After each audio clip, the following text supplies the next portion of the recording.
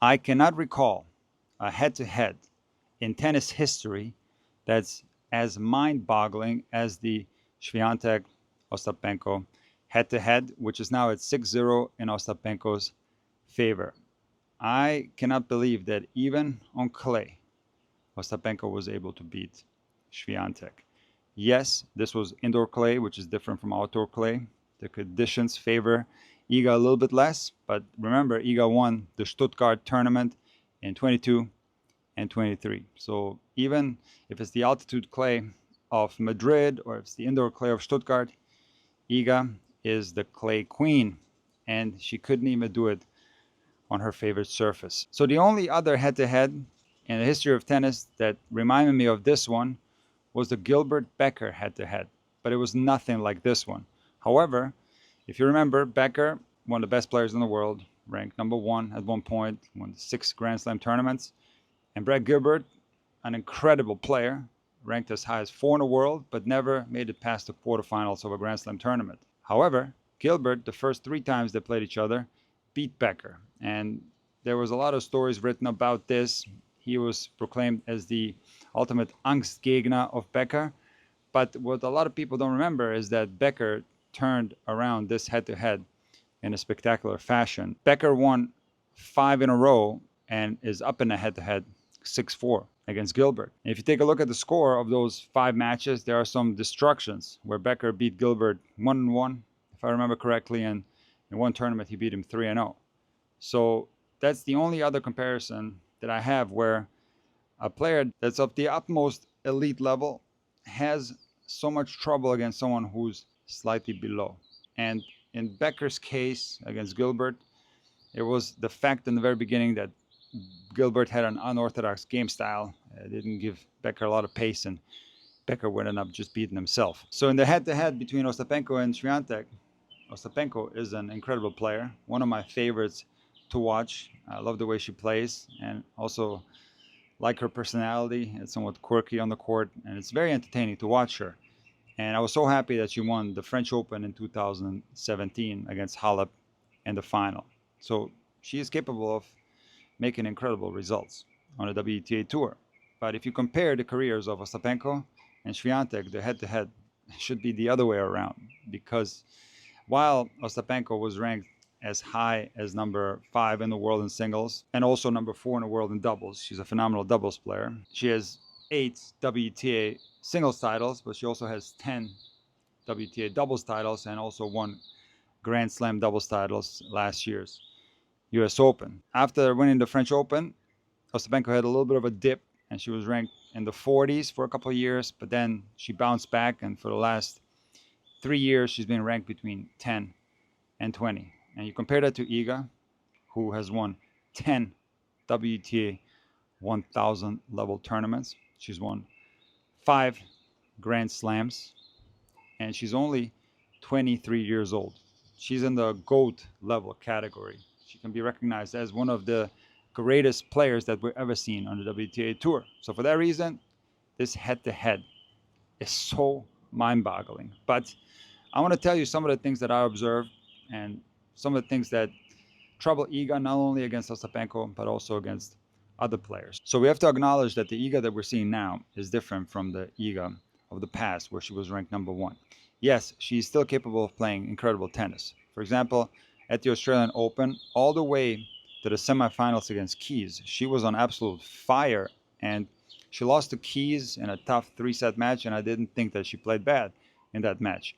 Then in Indian Wells, it was very similar. All the way to the semifinals, she was destroying everyone, but then against Andreeva, she didn't play her best tennis and was committing a lot of unforced errors, and of course Andreeva played incredible to win that match. But some of the other matches that Iga has played this year were weird, and they were tough to understand. For example, the loss to Ala in Miami, Iga probably played the worst match of the season, but also the match against Ostapenko in Doha, where she got destroyed 3-1, or in the following week in Dubai, she lost to Andreeva 2-3, and she didn't play well in those matches. And what I'm seeing from Iga now that I didn't see before is that she pulls the trigger too fast.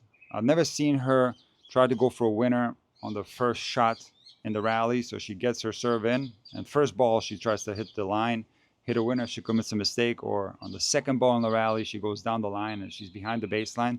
That's not the type of tennis that I'm used to seeing from Iga. She's very consistent. She puts a lot of shape on the ball, and she builds the point really well. So she's making more unforced errors than she has before. Not all the time. Like I said, she has played well in Indian Wells and Australian Open, but in some of those other tournaments, she played worse than I've seen from her over the last few years. Also, her serve continues to be a problem.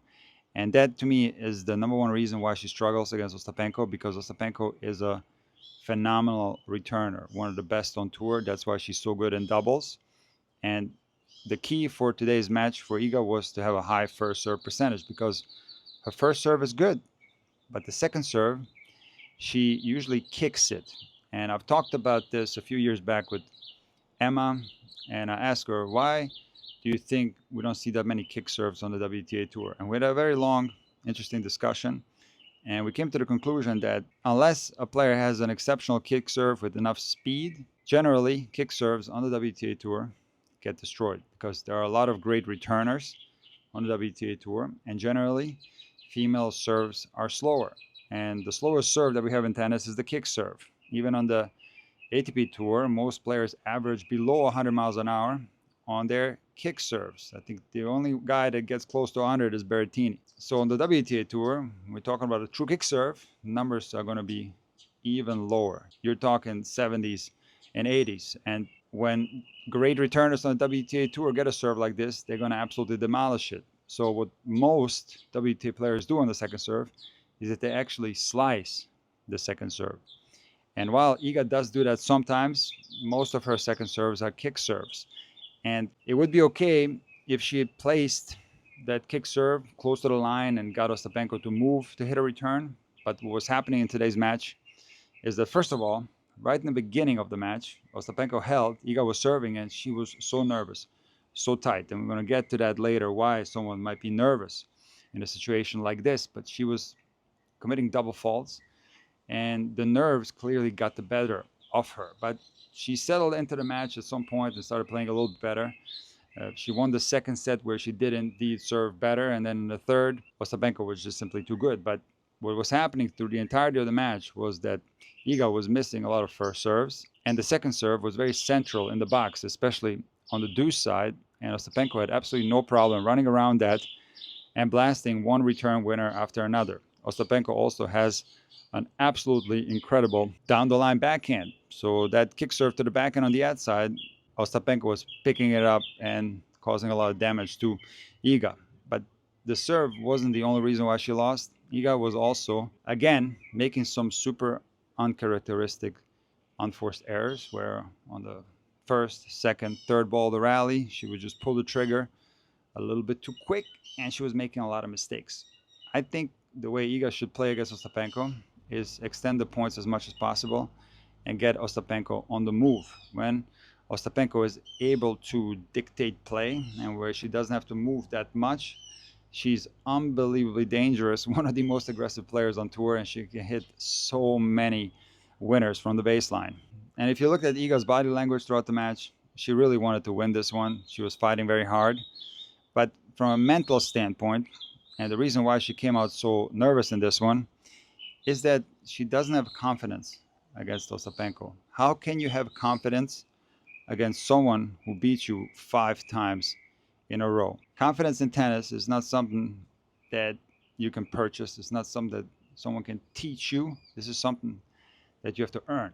So the only way she can flip this around, the way Becker did against Gilbert back in the day, is she has to start winning one of these matches. She got somewhat close today, but I think eventually she's going to flip this around. I do think that Ostapenko will not continue to win these matches against Swiatek, but you got to feel for Iga, because it's tough to step on the court against someone who keeps beating you. I mean, think to yourself, if you have a practice partner that keeps kicking your butt, what's your belief going into a match against someone like that? I can speak from personal experience. I had an Angstgegner when I grew up in Germany. I had absolutely no belief that I was going to win. I would go into the matches tight and nervous. And on the other hand, the opponent, because They've beaten you so many times, they're going to have confidence. So from a mental standpoint, this is a super tricky one for Iga. And the more she loses, the trickier it gets. But remember what Vitas Gerulaitis said, no one beats Vitas Gerulaitis 17 times in a row. So eventually, I think she's going to get a win against Ostapenko.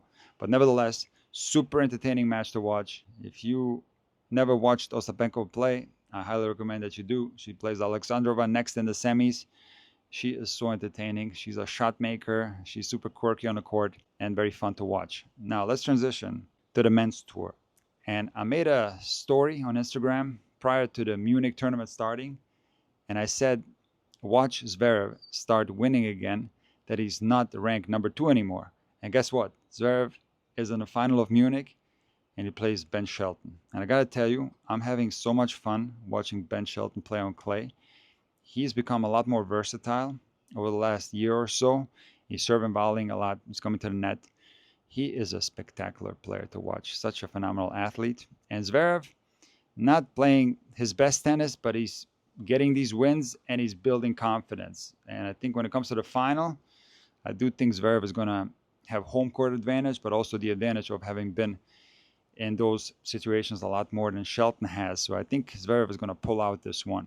Now in Barcelona, Carlos Alcaraz is very close to his clay rampage, but he's facing a very tough clay court player, and that's Holger Rune. A lot of people wouldn't categorize Holger Rune as a clay court specialist, but I think very similar to Zverev, Rune's best surface is clay. He's very versatile, very capable of doing a lot of damage, and Rune is impressing me this year. Made the final in Indian Wells. Now he's made the final in Barcelona. He's playing well.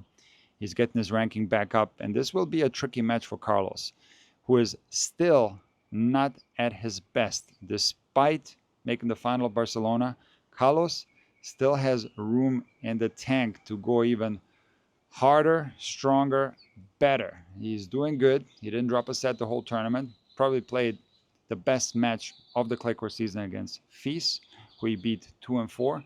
But still, I think Alcaraz can play even better. And the scary thing is that Alcaraz doesn't need his absolute top level to rampage the clay court season. He can play below his top level and win Monte Carlo, Barcelona, and Madrid, which is going to be a huge test for Carlitos. Now, during the Monte Carlo tournament, somebody asked me to comment on Fils hitting a ball into the stands that almost hit someone, and there's a recording of it. And you can see in this recording how scary it looks when Fils hit the ball into the stands. And the context is that Fils won this match and he gently put that ball into the crowd, and you saw how fast it looked, even though he softly put that ball in the crowd. And I don't have any problem with that, because players do this. Sometimes they'll get a whole can of balls that they'll shoot into the stands, and fans are expecting the ball to come to them. So absolutely no problem with that. But I'm going to be repetitive here because I've said this many times before.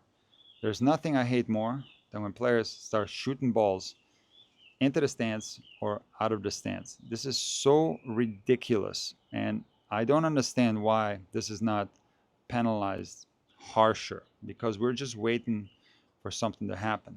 You saw how fast that ball looks. Now imagine if somebody rips the ball at full speed into the stands or even outside the stands and it hits somebody that's walking by. You got to realize that these venues are jam-packed. And early in that second set in the Fils-Alcaraz match, again, Fils got broken in a very annoying rally for him where he was getting drop-shotted and lobbed and he missed the backhand in the net. He was mad. I understand completely.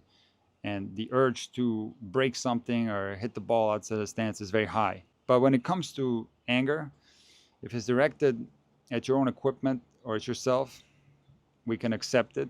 We don't appreciate it, but we can accept it. But when it comes to doing something that can harm others, this is inexcusable. Fils ripped that ball so friggin' hard out of the stadium, maybe it could have hit someone. Remember, that ball can go into the eye socket and it can hurt someone really badly. And worst of all, people are not expecting the ball, possibly. So we're just waiting for an accident to happen, and there has to be harsher penalties against players that do this. And we can't make exceptions. Mira Andreeva, great for tennis. She has a phenomenal game. Nice person, everything's perfect, but even she hit a ball into the stands in Indian Wells in the final against Sabalenka. Now, the most admired player of all time, Roger Federer, wins the Sportsmanship Award every year. Even he hit the ball into the stands or outside the stands at the French Open one year, and you can see a guy in the stands going like this and being scared. And this is not okay. This has got to change. The crowd was absolutely all over Feast when he did that. They were booing the living. Anyways, let me know what you guys think in the comments. Do you think there should be harsher penalties against hitting balls in the stands? And also, what do you think about the Ostapenko-Swiatek head-to-head? It's an insane one. I'll see you guys soon in another video.